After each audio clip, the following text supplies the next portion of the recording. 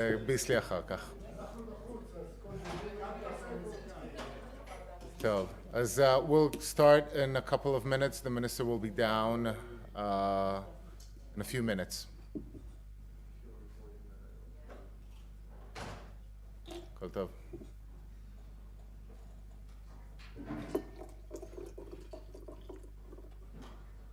The way it's going to work is we're going to have a statement followed by questions, and I'll direct the person to ask the question. So raise your hand. Carmel will approach you, give you a microphone, and you'll be able to speak into the microphone.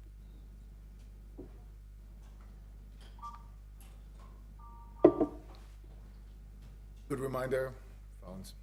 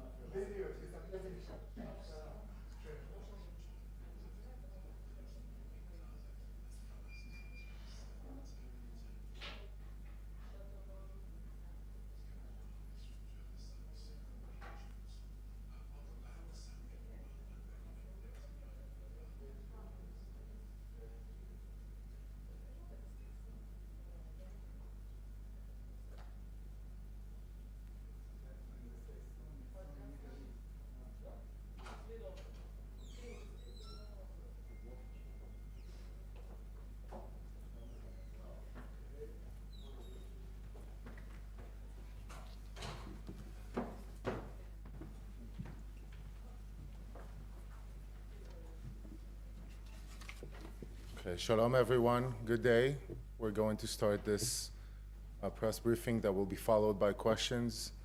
Foreign Minister Gideon Saar. Good morning, everyone. We are witnessing a distorted campaign of international pressure against Israel over recent days.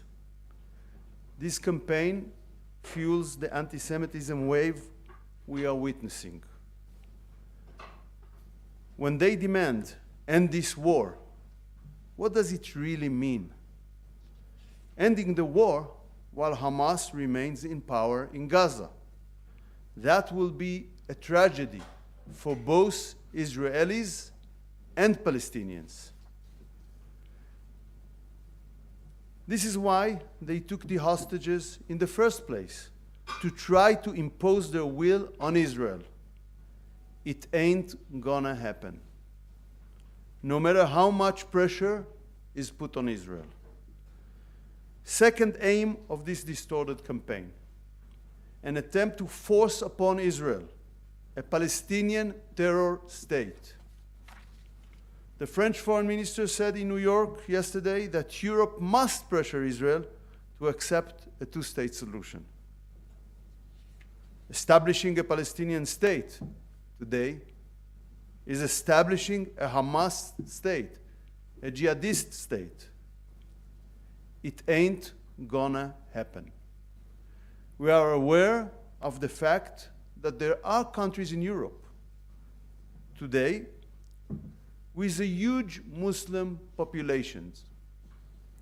Sometimes it affects the policies of their governments.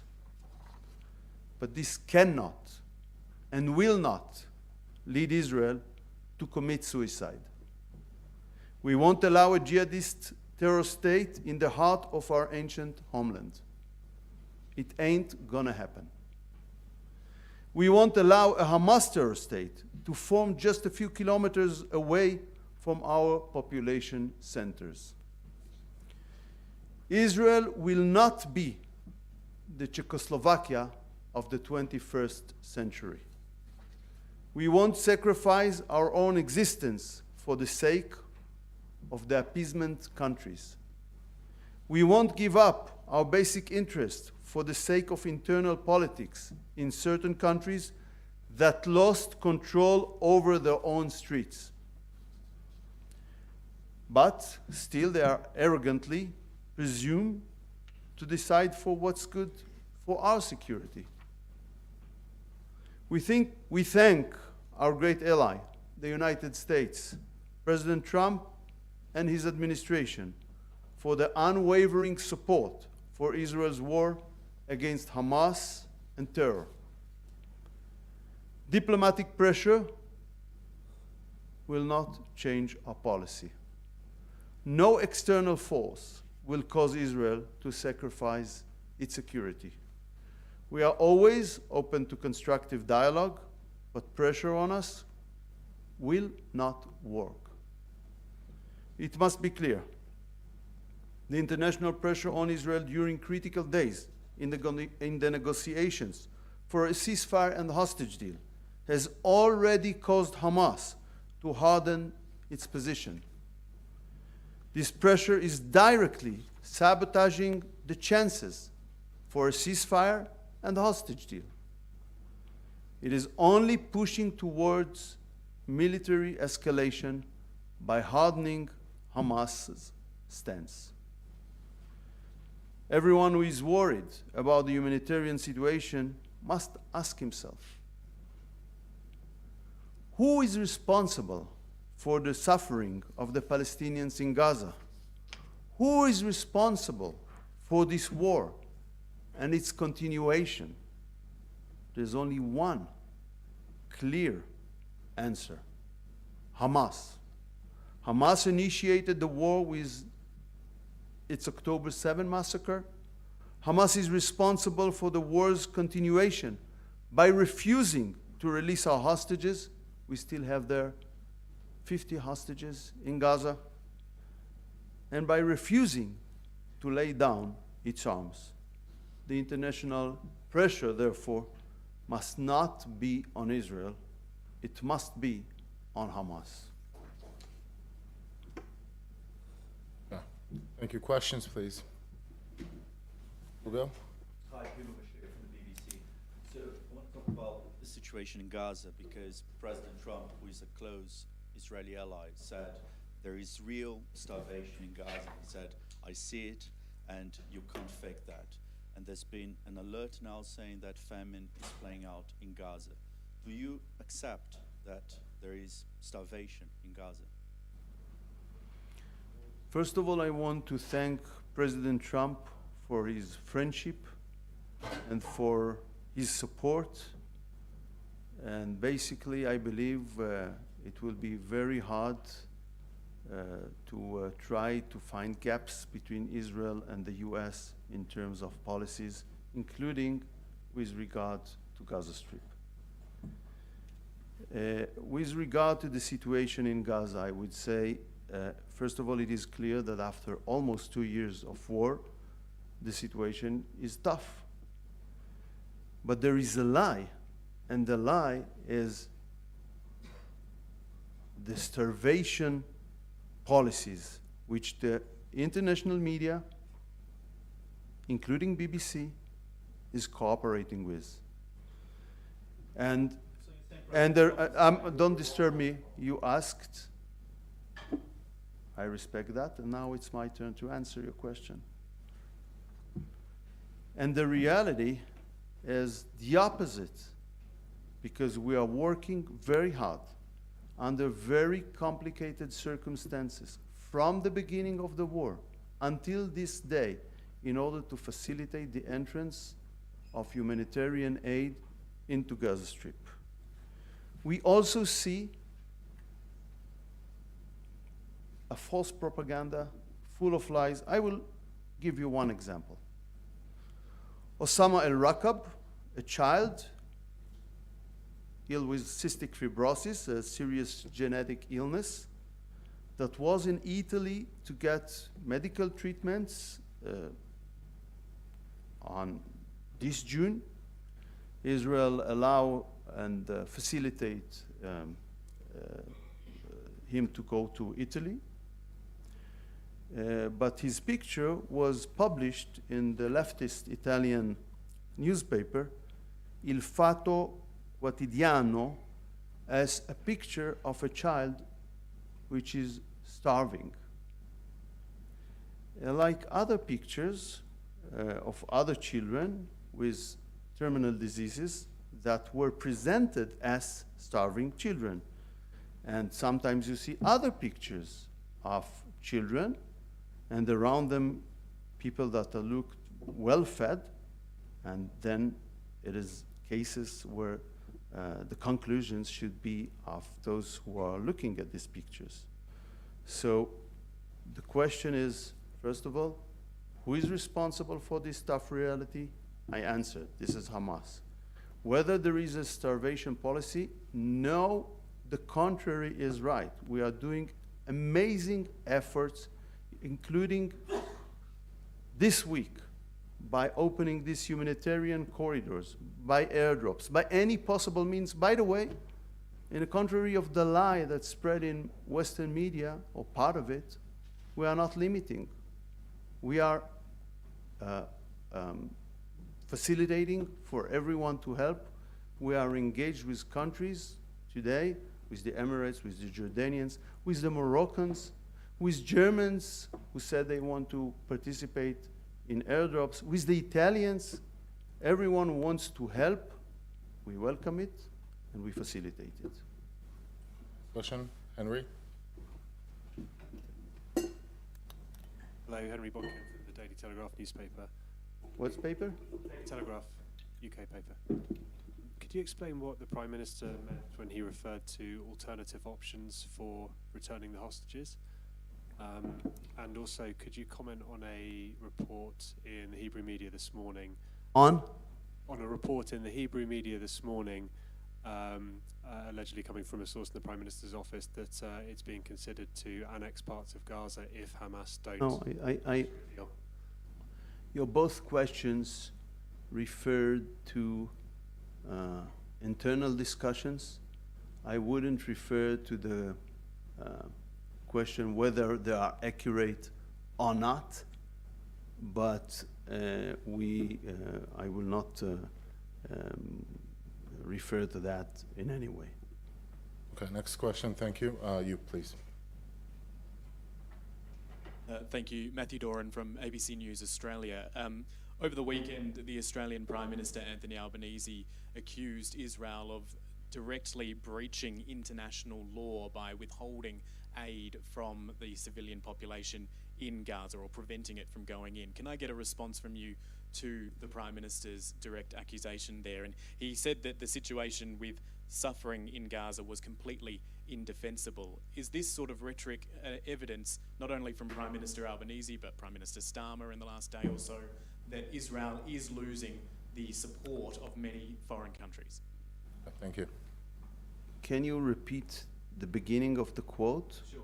So Prime Minister Albanese said that Israel was, quote, quite clearly breaching international law by withholding aid from civilians in Gaza. So this is a lie, because we are not holding aid. Of course, we are acting in accordance to international law, but the basic question here, we are holding aid or not? You can come to the Kerem Shalom crossing or to Zikim crossing, and you will see reality. And reality is that we facilitate the entrance. I will just give you the last report I've got this morning. From yesterday, there were more than 200 trucks that entered only yesterday, and we brought more inside Gaza, waiting to be distributed. We have almost 600 trucks in both crossings, Kerem Shalom and Zikim. And if we are speaking about the last 2 months, more than 5,000 trucks entered to Gaza Strip. And anyone who wants to do that can do that. And now it's not only we heard the excuse of problems in the safety of the road. This is why we opened these humanitarian corridors. And this is the third day already. It happened on Sunday, Monday, Tuesday, that from 10 a.m. to 8 p.m. in these roads, trucks are going safely to be distributed, because we don't want anyone to use any excuse why you cannot do that from the international organizations. And on top of it, we initiated, and we started with that on Saturday with our Air Force, the airdrops, and then the Jordanians and the Emirates joined, and other countries want to join. So there is no route we are not using. So it's not only that it's not true, of course, but the opposite is the truth. Thank you. Yes, please. Thank you for your time. Tzvi Smith from the Wall Street Journal. Do you think military pressure has worked so far? And what can Israel do next to free hostages and force Hamas to surrender? Well, you know, what we learned during this tough war, you shouldn't judge like, you know, in a football game, you know, in the break, what will be the final result. Military pressure worked in order to get Hamas 2 times for a hostage deal. They came for the 3rd time to negotiations. What I'm saying here is that international pressures, decisions against Israel, statements against Israel, worked the other way around, gave counter pressure, put Hamas in a position of hardening its positions in a very critical moments. So if those countries want a ceasefire, and I explained that to them when I'm speaking with European foreign ministers, more than one of them admits it was foolish, it was not constructive to the objective of achieving a ceasefire and a hostage deal. It works the other way around, and they speak with me about internal politics, why they did this or that. But military pressure is effective, but it's not the only game in town. There are other pressures. We are very decisive to achieve our objectives in this war. Okay. Last question. We were always ready, and we are ready today to achieve them also in a diplomatic path. But if it is not possible, there is other paths which we will have to use. Yes, please. Hello, Eleanor Beardsley with National Public Radio. From? National Public Radio in the U.S. Your words are sort of in stark contrast to the apocalyptic scenes we're seeing coming out of Gaza. And I would like to ask, when we see a powerful military talking about Hamas, what is Hamas? I imagine there will be an endless source of young men ready to take up guns to shoot an Israeli soldier. Are you going to keep going until every one of those boys or whatever is killed? What is the plan? When? No, when the United States and its allies during the Second World War achieved the victory, it was not after they killed every German soldier. Exactly. So it is after Germany or Japan surrendered. So no, but there was some of them were killed, some of them committed suicide. Eventually the state surrendered. So the alternative is very simple. Who will enforce his political will on the other? There's one option, just to end the war, when Hamas in power. Hamas will be very happy. This is why he took these hostages from the first place, in order to enforce his political will. That will be a tragedy also for the Palestinians, not only for Israel. And there is other option that within not only military operation, but yeah, military efforts and political efforts, we will enforce our political will. And this is actually, if you are, I would say, blind to the disconnection between the objectives and the positions, all the international community say, we don't see a future for Hamas in Gaza. So it's basically what we see. But how you will achieve it? Is there someone who gives a serious proposal how it will be done or ready to fight against Israel? No. So it's tough. War is tough. War is not a nice thing. In war you don't see good sights. But this is the war Hamas enforced upon us on October 7th. And is continued to enforce on Israeli and Palestinians by not releasing the hostages. And you can see today sites of Palestinians demonstrating and beg Hamas to get out. Beg Hamas, release the hostages so this war will be end. But there's no discussion about it. Sometimes, for face saving, you can see after, I would say, 300 of harsh words against Israel, a line about releasing the hostages. That's not sufficient. That ain't gonna work. It works the other way. Thank you. אין סבב שני של שאלות, כל אחד מקבל פעם אחת אפשרות. Please, Lav Arkov. Thank you. Wait, Lav, 1 second. Please wait for the mic. Two parts to the question. First, can you tell us which countries realized that the letter was counterproductive? And second, could you give us an idea what level, what percentage or quantity of aid has been stolen by Hamas? Because there's been contradictory reports, and the IDF has released photos and videos, but the question is sort of, can we extrapolate that to be the general situation, or are those just specific incidents? It's first of all, of course I cannot quote from close, direct talks with my colleagues. It's not the way diplomacy works, unfortunately. But I heard that during the last days from more than one European foreign minister. Secondly, they steal the aid, as President Trump said yesterday, but it's not the only method.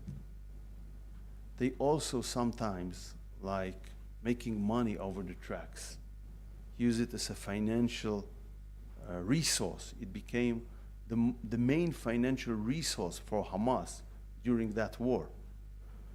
And that's basically why we try to develop something that will give the public directly the aid and not through Hamas, not with gaining on it. Of course, we continue all the time with the traditional problematic distribution of the aid, because we acknowledge the fact that with the GHF operation, we cannot address the whole population. Therefore, from May, basically, there are 2 humanitarian efforts running simultaneously in Gaza Strip. We facilitate both.